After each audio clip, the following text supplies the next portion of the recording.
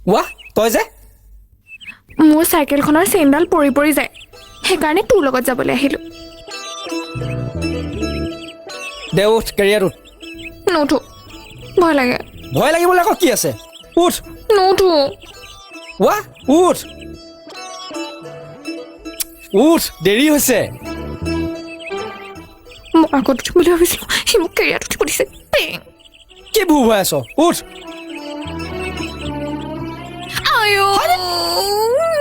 কি হ'ল আকৌ টিকটি পিন্ধিছে কেৰিয়াৰ তেনেকুৱাই নুঠো মই দে আগলৈ আহ